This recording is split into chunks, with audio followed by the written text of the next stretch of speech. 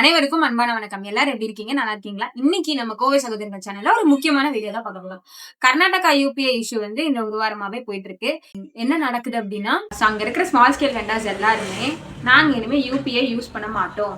நீங்க வந்து கேஷ் கொடுத்தா தான் பொருள் வாங்க முடியும் அப்படிங்கிற மாதிரி ஒரு ப்ரொடெஸ்ட்ல இறங்கிட்டாங்க. இதுக்கான ரீசன் என்ன அப்படின்னு பார்த்தோம்னா, ஒரு வெஜிடபிள் வெண்டர் காய்கறி வியாபாரி அவருக்கு வந்து பாத்தீங்கன்னா கர்நாடகா ஸ்டேட் ஜிஎஸ்டி டிபார்ட்மெண்ட்ல இருந்து நோட்டீஸ் போயிருக்கு.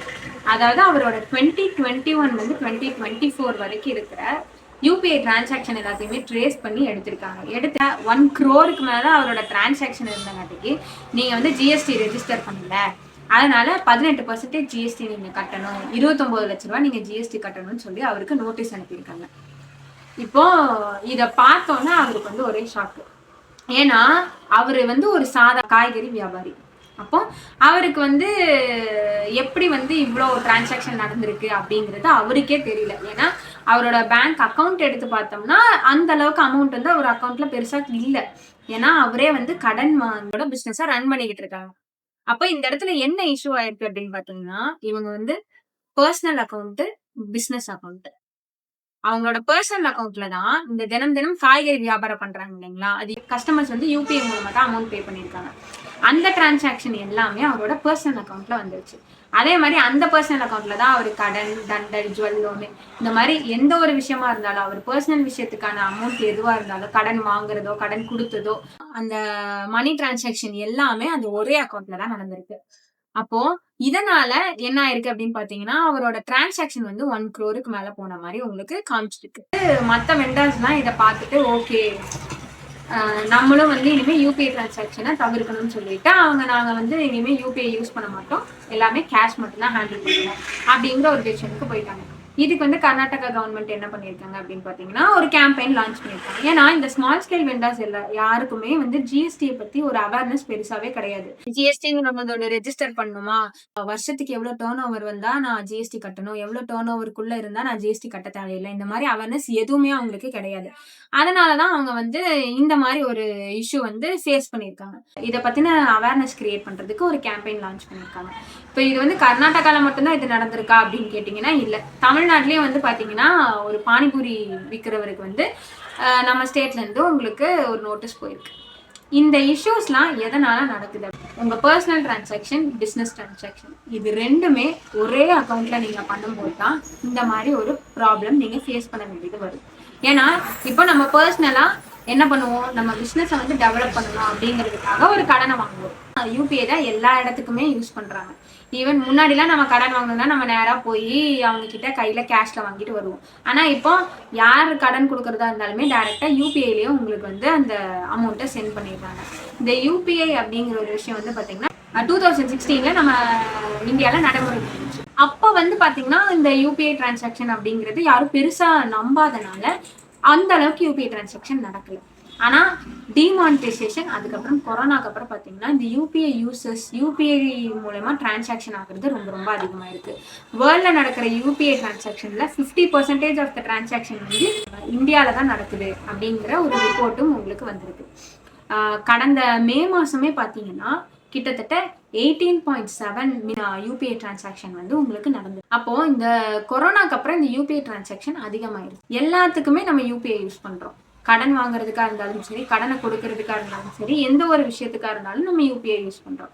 உங்க பர்சனலுக்காக நீங்க வாங்கின கடன் இல்ல உங்க பர்சனல் அக்கௌண்ட்ல நீங்க வாங்கின கடனை அது எல்லாமே வந்து இப்ப நீங்க ஒரு ஜுவல் லோன் வச்சு வாங்கியிருக்கீங்க, அதுவும் உங்க பர்சனல் அக்கௌண்ட்ல தான் வந்திருக்கும். இப்ப நீங்க பிசினஸ் வந்து பண்ணிட்டு இருக்கீங்க, ஒரு பிசினஸ் ஸ்மால் பிசினஸே பண்ணிட்டு இருக்கீங்கன்னு வச்சுப்போம்.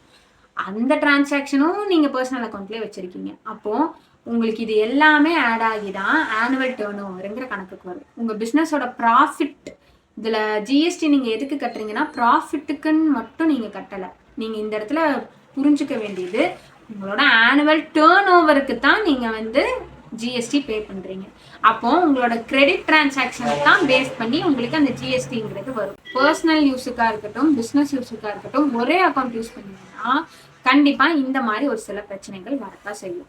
அதுக்காக தான் பிசினஸ்க்காக கரண்ட் அக்கௌண்ட்னு வந்து ஓபன் பண்ணிக்கிறது ரொம்ப ரொம்ப பெஸ்ட்னு வந்து சொல்றோம். இப்போ நீங்க கரண்ட் அக்கௌண்ட் ஓபன் பண்ணிக்கிட்டீங்கன்னா உங்க பிசினஸ் டிரான்சாக்ஷன் எல்லாமே அதுல நடந்துக்கும். அப்போ அதுக்கு நீங்க வந்து ஒரு ஜிஎஸ்டி வந்து ரெஜிஸ்டர் பண்ணி வச்சுக்கணும். ஜிஎஸ்டி வந்து பாத்தீங்கன்னா நீங்க சர்வீஸ் செக்டார்ல உங்க பிசினஸை கொண்டு போயிட்டு இருக்கீங்க, உங்க பிசினஸ் வந்து சர்வீஸ் செக்டார் கீழே வருது அப்படின்னா ஆனுவல் டர்ன் ஓவர் 20 lakhs தான் இருக்குன்னா நீங்க ஜிஎஸ்டி கட்ட தேவையில்லை. நீங்க ரெஜிஸ்டர் பண்ணிட்டு இயர்லி நீங்க ரிட்டர்ன்ஸ் மட்டும் ஃபைல் பண்ணிட்டீங்கன்னா 20 lakh டர்ன் ஓவருக்குள்ளேயே இருந்தது அப்படின்னா ஜிஎஸ்டி கட்ட தேவையில்லை. இதுவே நீங்க ட்ரேடிங் செக்டாருக்குள்ள வரீங்க அப்படின்னா 40 lakhs ஆனுவல் டர்ன் ஓவர் வரைக்கும் நீங்க ஜிஎஸ்டி கட்ட வேண்டாம். ஜிஎஸ்டி ரெஜிஸ்டர் பண்ணி வச்சுக்கிட்டீங்கனாலே போதுமானது. உங்களோட ப்ராடக்ட்ஸ் பொறுத்து உங்களுக்கு ஜிஎஸ்டி பர்சன்டேஜ்ங்கிறது மாறும். இப்போ நீங்க ஃப்ரெஷ் ஃப்ரூட்ஸ் அண்ட் வெஜிடபிள்ஸ் தான் சேல் பண்றீங்கன்னா உங்களுக்கு அது வந்து ஜிஎஸ்டிலேருந்து எக்ஸம்ஷன். அப்போ அதுவே நீங்க ப்ராசஸ் பண்ணி சேல் பண்ண போறீங்க அப்படின்னா ப்ராசஸிங்ல என்ன மாதிரி ப்ராசஸிங் பண்றீங்களோ அதுக்கேற்ற மாதிரி உங்களுக்கு ஜிஎஸ்டி பர்சன்டேஜ் மாறும். 5%, 12% இந்த மாதிரி உங்களுக்கு ஜிஎஸ்டி பர்சன்டேஜ் மாறும். நான் 40 lakhs மேலே டர்ன் ஓவர் இப்போ எனக்கு வந்து ஆகுது, அப்போ நான் 15%, 12% ஜிஎஸ்டி கட்டணுமா அப்படின்னா அதுக்கும் ஒரு வந்து நீங்கள் ஸ்மால் ஸ்கேல் வெண்டராக இருக்கிற பட்சத்தில் அதுக்கும் உங்களுக்கு ஒரு இந்த ஜிஎஸ்டி காம்போசிஷன் ஸ்கீமுக்குள்ளே யாரெல்லாம் வருவாங்க அப்படின்னா, இப்போ நீங்கள் ஒரு மேனுஃபேக்சர் அப்படி இல்லைன்னா ஒரு செல்லராக இருக்கீங்க, உங்களோட ஆனுவல் டர்ன் ஓவர் வந்து 1.5 crore வந்து இருக்குது. இதே வந்து சர்வீஸ் நீங்கள் ப்ரொவைட் பண்ணிட்டு இருக்கீங்கன்னா உங்களோட ஆனுவல் டர்ன் ஓவர் வந்து 50 lakhs இருக்குது. இது எல்லாமே ஸ்மால் பிஸ்னஸ் பண்ணுறவங்களுக்காக தான். இப்போ அந்த 50 lakhs ஆனுவல் டர்ன் ஓவர் இருக்குது. ஒரு சில ஸ்பெஷல் ஸ்டேட்டுக்கு வந்து அந்த எக்ஸப்ஷன், சர்வீஸ் ப்ரொவைடருக்கான எக்ஸப்ஷன் வந்து பார்த்திங்கன்னா 75 lakhs வரைக்கும் கொடுத்துருக்காங்க ஆனுவல் டர்ன் ஓவர். இவங்கெல்லாம் என்ன பண்ணலாம் அப்படின்னா, இந்த ஜிஎஸ்டி காம்போசிஷன் ஸ்கீமுக்குள்ளே இயர்லி ஒன்ஸ் நம்ம வந்து ஒவ்வொரு சேல்ஸ் அண்ட் பர்ச்சேசஸ்க்கும் நம்ம வந்து ஜிஎஸ்டி கட்டுவோம் இல்லைங்களா, அப்படி கட்டாமல் ஒரு ஃபிக்ஸ்டு ரேட் குவார்டர்லிக்கு ஒன்ஸ் வந்து அவங்க கட்டுற மாதிரி இருக்கும். அது ஃபிக்ஸ்டான ஒரு ரேட்டு 1%லேருந்து 6% வரைக்கும் அந்த ரேட்ஸ் வேரி ஆகுது. நீங்கள் என்ன ப்ராடக்ட்ஸ் மேனுஃபேக்சர் பண்ணுறீங்க, சேல் பண்ணுறீங்க, இல்லை என்ன சர்வீஸ் ப்ரொவைட் பண்ணுறீங்க, அதை பொறுத்து உங்களுக்கு அந்த வேரியேஷன்ஸ் இருக்குது. அந்த வந்து ஃபிக்ஸ்டு ரேட்ஸ் தான் அந்த ரேட்ஸ்.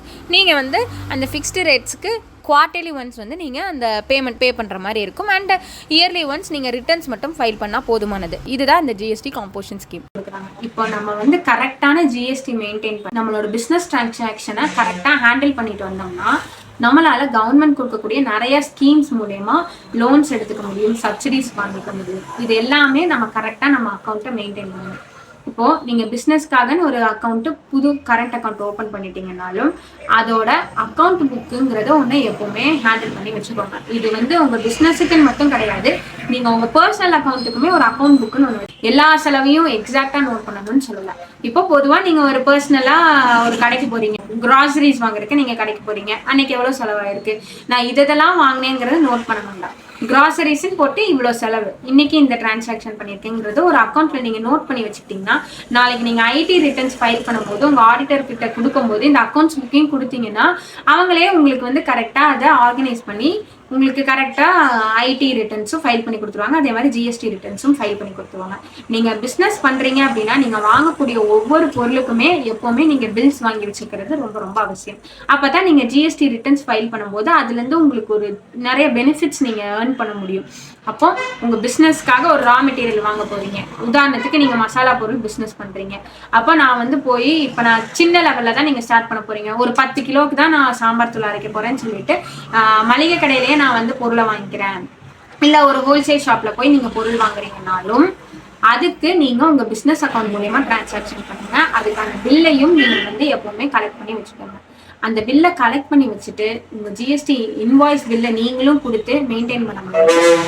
உங்களுக்கு இந்த மாதிரி எந்த ப்ராப்ளமும் வராது. பிஸ்னஸ் பண்ண போறீங்கன்னா அதுக்கு முன்னாடி ஜிஎஸ்டி பத்தின அவேர்னஸ், என்ன பிஸ்னஸ் பண்றீங்களோ அதை பத்தின அதுக்கான ஜிஎஸ்டி பர்சன்டேஜ் எவ்வளோ வரும், நம்ம என்னென்னலாம் பண்ணணும், அது எப்படிலாம் மெயின்டைன் பண்ணணும், கரண்ட் அக்கௌண்ட் ஓப்பன் பண்ணுறோன்னா அதுக்கு என்னென்னலாம் தேவைப்படுது, அந்த அக்கௌண்ட் எப்படி நம்ம மெயின்டைன் பண்ணணும், உங்கள் அக்கௌண்ட் நோட்ஸ் எப்படி மெயின்டைன் பண்ணணும், இது எல்லாத்தையுமே தெளிவாக தெரிஞ்சுக்கிட்டு கரெக்டாக கொண்டு போனீங்க அப்படின்னா இந்த மாதிரி ப்ராப்ளம்ஸ் எதுவுமே நீங்கள் ஃபேஸ் பண்ண தேவையில்லை. உங்கள் பர்சனல் அக்கௌண்ட்டையும் பிஸ்னஸ் அக்கௌண்ட்டையும் நீங்கள் மெர்ஜ் பண்ணும்போது தான் இந்த மாதிரி நோட்டீஸ் வர்றதுக்கான ப்ராப்ளம் எல்லாமே இருக்கும்.